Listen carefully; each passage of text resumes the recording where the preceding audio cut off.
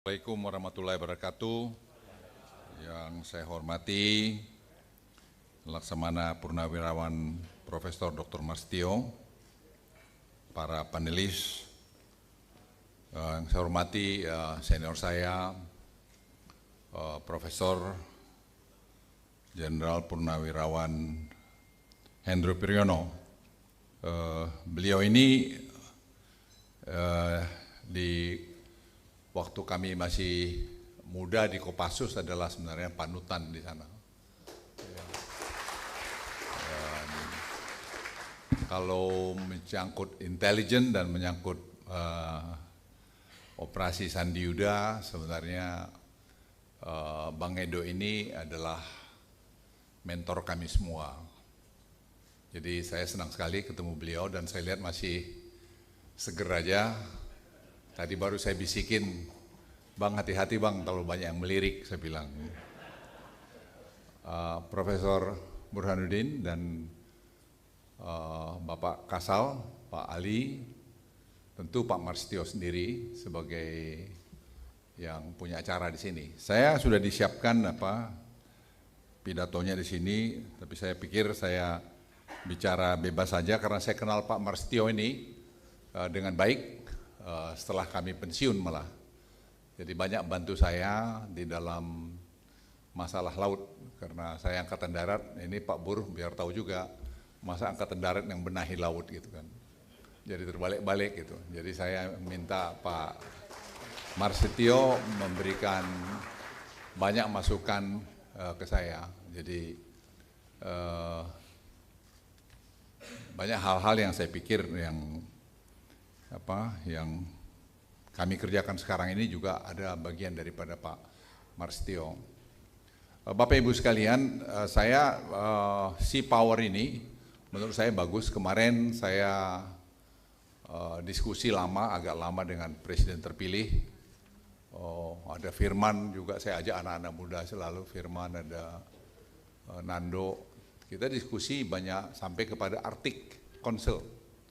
Jadi Arctic Council ini Presiden terpilih saya lihat bagaimana joint development. Intinya ya kenapa mesti berantem. Nah saya lihat Arctic Council ini tadi Pak Marstio tunjukin ke saya lagi itu anggotakan banyak negara. Nah kita kemarin diskusi seperti Anambas itu ada minyak di sana. Kenapa kita bisa berantem? Kalau kita bisa joint development kenapa tidak? Tapi kita juga punya pikiran ya jangan kau klaim-klaim lagi, biarlah tadi untuk masalah hasilnya ini kita lakukan bersama gitu. Tapi saya bilang Pak Presiden, ya lebih banyak bagian kita lah kan lebih besar kita, itu soal lain lah itu gitu. Jadi apa yang saya ingin sampaikan, Sea Power ini is very important, tapi at the end we are talking about economy. Jadi ekonomi jadi ujungnya, karena saya tidak percaya kepada penjajahan dari satu negara pada negara lain dalam era modern sekarang ini. Kita sudah lihat bagaimana Amerika masuk di Afghanistan, masuk di Irak, sekarang debt dia 35 triliun, dia punya ekonomi juga goyang. Kita jauh lebih baik, ini Pak Burhanuddin salah satu yang senior ekonom di Indonesia, paham betul itu. Ya tinggal sekarang pemerintah ini mau diapa gitu. Tadi kemarin saya juga bicara banyak dan saya lihat Presiden terpilih sangat paham sekarang karena dari waktu ke waktu di brief oleh para timnya. Dan kita diskusi memang source of revenue negara ini banyak, tidak efisien. Ya saya jelaskan mengenai Simbara, batu bara. Sekarang dampaknya penerimaan negara naik. Cortex betul dibuat oleh keuangan sekarang mulai transfer dia punya data-data kepada Cortex ini. Tapi kan Cortex ini harus apa yang diambil? Sampaikan Pak Presiden, itu KLHK misalnya. Itu kita belum punya data lengkap mengenai luasan kelapa sawit itu, siapa pemiliknya dan seterusnya. Dan belum bicara downstreamingnya. Dan hasil audit dari BPKP kita bisa dapat berapa 274 triliun rupiah di situ. Dan saya bilang data itu tidak ada karena banyak diproteksi sehingga kita nggak bisa mengambil pajak. Gitu. Terus saya bilang Firman ini aja, yang sudah 2 tahun mengerjakan Pak Presiden. Ya, kasih aja kesempatan 6 bulan, suruh dia mendatangkan semua dengan BPKP terintegrasi. Karena saya bilang 10 tahun saya jadi Menko, saya rasakan di situ susahnya. Banyak sekali peraturan-peraturan kita yang satu sama lain itu saling mengikat. Dan itu harus diharmonisasi. Dan itu harus ada keberanian. Presiden langsung bilang, Bang, kita lakuin aja. Kita lakuin aja. Saya bilang, ya kalau Presiden kasih arahan begitu, lakukan. Ini Firman, saya bilang kasih 6 bulan dia mengkolek data itu nanti sumber daripada pajakan kita. Presiden Prabowo malah bilang, Man 3 bulan ya. Saya bilang, 3 bulan. Saya tanya Firman, Man bisa nggak kamu 3 bulan? Datanya sebenarnya sudah ada. Jadi tinggal nanti saya bilang Pak Presiden, tim dari BPKP, dari Kejaksaan, ya sama-sama aja ngambil datanya itu. Kita tidak ingin memusuhin siapa-siapa. Saya bilang Pak Presiden, ya diputihkan aja. Tapi after pemutihan, dia harus comply terhadap ketentuan yang berlaku. Ya kalau tidak, ya kita sita aja.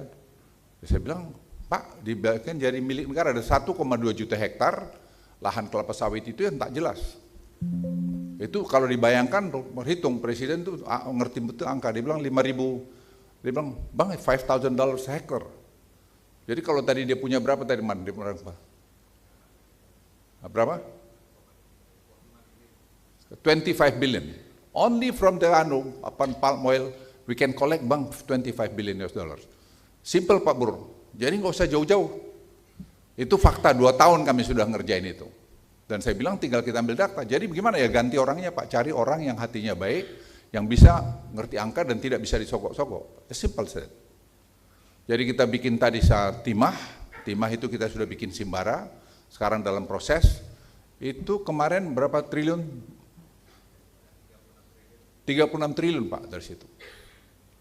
Jadi selama ini, sementara saya agak terlambat Simbarain, harusnya 6 bulan lalu. Tapi banyak sekali yang kita kerjain, jadi belum jalan. Ya baru 2 bulan yang lalu kita mulai masuk Simbara. Kita masukkan Simbara nanti untuk batu bara. Kita masukkan Simbara ini untuk tadi palm oil, kita masukkan untuk timah, kita masukkan tadi Pak Presiden, saya bilang BPKP itu is a very powerful institution. That's your tools. You can audit by undang-undang apa saja. Dengan audit itu Pak Bur, nggak ada yang bisa lari. That's yang saya lakukan bertahun-tahun ya itu. Nggak ada yang bisa men-challenge saya karena basisnya data. Tidak bisa. Jadi sebenarnya negeri kita ini super kaya dan saya senang sekali Presiden terpilih sangat paham itu dan keinginannya untuk menyelesaikan itu dengan cepat. Saya bilang Pak Presiden jangan terlalu cepat juga ini, kita tidak ingin ada, ya kita bisa narik benang ini tanpa ya rusuh kiri kanan lah gitu. Tapi Bang sita aja. Saya bilang tenang Pak, kita bisa mainkan Pak, ini suruh anak-anak muda ini yang ngerjain lah. Jadi yang ngerjain itu seperti si Firman, ada si Rahmat, Seto dan segala macam, biar aja mereka kerja. They understand numbers. Dulu pejabat-pejabat di negara itu banyak tidak ngerti angka. Sekarang mereka sangat paham dengan angka. Dan itu yang membuat kita sebenarnya berunding dengan mana-mana saja, itu juga bisa jalan. Misalnya kami berunding dengan Singapura mengenai ekspor listrik, green energy. Itu Rahmat menyelesaikan, kita langsung tanda tangan. Itu mereka bongkok-bongkok datang ke saya, dia bilang, Minister Luhut, your team is a world class team. Dia bilang, saya bilang yes, they have not only world class team, but they have also have a good heart. Nobody can bribe them. Jadi Bapak Ibu sekalian, saya lihat, saya punya harapan atau keyakinan pemerintah yang akan datang ini akan bisa take off dengan cepat. Karena quick win yang ada di depan beliau, dan kemarin beliau kami kasih semua tertulis dan di diskusi, yang briefnya Pak Prabowo bukan saya. Ini Firman, si Seto, si Nando bicara family office, family business, anak-anak muda yang brief. Terus beliau tanya saya, ini lah saya kerja semua selama ini Pak Presiden, ya mereka ini. They understand numbers. Ya, they understand very much number. Jadi Bapak Ibu sekalian, sekali lagi saya merasa optimis, sangat optimis bahwa kita akan maju lebih cepat. Saya kan kepala staf presiden waktu zamannya Pak Jokowi tahun 2014. Kita tuh hampir 1,5 tahun shadow boxing. Kita nggak tahu mau mulai dari mana. Nggak ada handover sama sekali dari previous administration. Not at all, zero. Saya kepala staf presiden. Jadi saya bersaksi itu. Sekarang ini Pak Jokowi menimbang terimakan sesuatu yang menurut saya sangat baik, dan kemarin Pak Presiden terpilih memuji di rapat kabinet terakhir mengenai apa yang Pak Jokowi lakukan pada beliau. Jadi saya pikir budaya ini mesti kita terus bawa ke depan. Sehingga the next administration itu tidak mulai dari nol. Ya, tidak mulai dari nol. Dan Presiden Jokowi selalu ingat saya, Pak Luhut sama Mas Prabowo tetap komunikasi ya. Baik Pak Presiden gitu. Dan kita share data-data kami, kalau beliau perlu kita dipanggil, kalau ya saya yang minta waktu dan seterusnya. Dan ini saya pikir komunikasi kami dengan Prof. Burhanuddin sebagai tim transisi daripada Pak Prabowo itu berjalan dengan baik, dengan Firman, semua kita share. Tujuannya apa? Untuk kebaikan Republik. Jadi dengan begitu Pak Presiden terpilih, dia bisa cepat. Dan kemarin dia bilang, Bang, aku lantik tanggal 20, 21 aku umumkan kabinetku, aku lantik, terus sidang kabinet 23. Begitu sudah sistematiknya beliau membuat programnya. Jadi saya bilang, nanti kami siapin Pak ini semua, nanti dengan kami koordinasikan dengan timnya Bapak, ya biar semua bisa jalan. Jadi saya ingin sampaikan pada kita semua, ayo kita dukung pemerintahan akan datang, ya tentu tidak sempurna, banyak yang kurang, sama juga pemerintahan yang lalu tidak sempurna, tapi saya optimis karena saya punya pembanding waktu saya dulu Kepala Staf Presiden 2014 dengan sekarang ini, saya melihat bahwa I'm very optimistic bahwa the next administration itu akan bisa jalan lebih cepat, apalagi saya kira Pak Prabowo sangat cepat, ya saya kenal baik.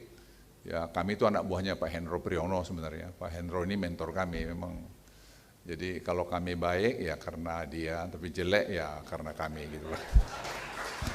Ya jadi saya kira itu dari saya. Sekali lagi buat Pak Marstio, Prof. Marstio, terima kasih. Selamat juga bukunya, menurut saya luar biasa. Anda masih sempat menuangkan pikiran-pikiran dalam Sea Power. Dan yang saya juga dengan Pak Marstio ini sebenarnya mungkin Anda tidak tahu bahwa seluruh sekarang pelabuhan di Indonesia kita sudah connect dengan digital, sudah digitalisasi. Sehingga dengan demikian kos kami Pak Bur, waktu kami dulu masuk sama Laksamana Madya temanku ini liftingku si Jonan Lenahan, Fred Lonal, dia baru nikah sih, jadi saya suka lupa dia. Ya, dia baru nikah dengan pacarnya yang lama Pak Bur, jadi pacar yang lama, jadi sudah setua istri kami juga. Jadi dibikin joke di kantor, karena kalau kami tentara suka joke-nya lucu-lucu. Dia bilang sama saya, dia bilang, Pak Luhut, itu siapa si Fred Lonal mau pengen punya anak, jadi pengen ketemu dokter yang bikin anak. Hah? Kan istrinya udah 70 tahun, saya bilang. Jadi rupanya si Lonal Fred Lonal pengen punya anak juga. Jadi Bapak Ibu sekalian, sekali lagi selamat buat Mas Marstio. Dulu di Batam kami canangkan untuk menurunkan kos daripada operasi di laut, di pelabuhan. Kita harus bisa bersaing dengan di Singapura dan juga Tanjung Pelepah. Sekarang saya kira kita sudah 16%, dulu sampai 23%. Jadi saya kira dalam overtime, dalam 4-5 tahun terakhir ini sudah, dan kami dengan Menteri Keuangan janji akan pergi ke Batam lagi untuk mengumumkan bahwa semua pelabuhan kita sekarang sudah terkoneksi dengan AI. Jadi nanti bulan September kita akan launching GovTech, Government Technology, dan semua nanti simbara-simbaranya akan masuk di GovTech. Itu saya kira akan membuat cost kita akan lebih bagus, akan menurunkan korupsi dengan cukup signifikan. Karena tidak ada lagi pertemuan-pertemuan muka dan semua harus dilakukan melalui AI saja. Jadi saya kira teknologi itu akan banyak menyelesaikan masalah. Karena pada dasarnya manusia itu suka maling juga, ya, suka nyakal juga. Jadi yang menghambatnya ya pakai agama, pakai undang-undang, peraturan. Tapi itu gak cukup, ya kita bikin teknologi. Jadi dengan teknologi sekarang, ya saya tuh kurang percaya sih sebenarnya. Mungkin Bang Edo ini sama juga sama saya.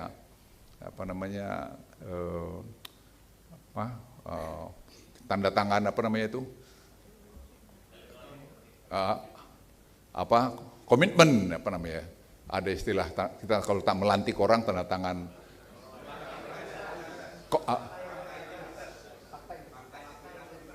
fakta integritas. Saya bilang semua teken-teken Pak Presiden saya bilang udah banyak sekali tapi maling juga.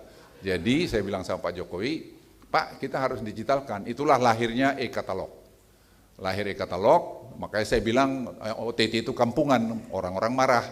Padahal yang bikin itu saya ajak orang KPK juga, Pahala itu yang membangun itu. Dan saya bilang sama Firly waktu itu, Firly kau itu nggak tahu ada potensial di tempatmu, itu si Pahala. Fungsi kalian itu ada ketiga itu adalah pencegahan, tapi tidak pernah kalian gunakan. Sekarang kita tuh menghemat, kalau saya bilang ratusan triliun, mungkin terlalu besar, tapi besar. Karena semua government procurement, 3.300 triliun, itu sekarang masuk melalui e-katalog. Dan e-katalog sekarang itu Odo mana sih Odo? Odo ada?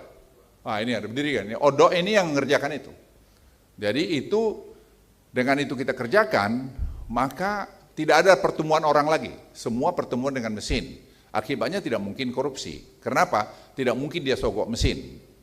Tapi ini pun mesin sudah 6 versi sekarang dibuat, ya Dok ya. Sudah 6 versi kita buat karena dicoba juga diganggu dari luar.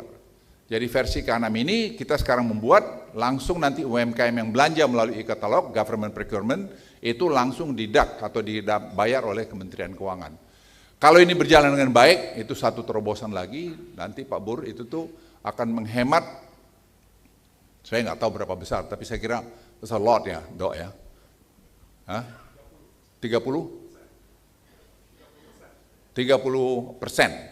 Jadi Anda bisa bayangin kalau kita punya government procurement itu 3.300 triliun, 30% itu kita bisa hemat dan itu membangun industri-industri dalam negeri kita.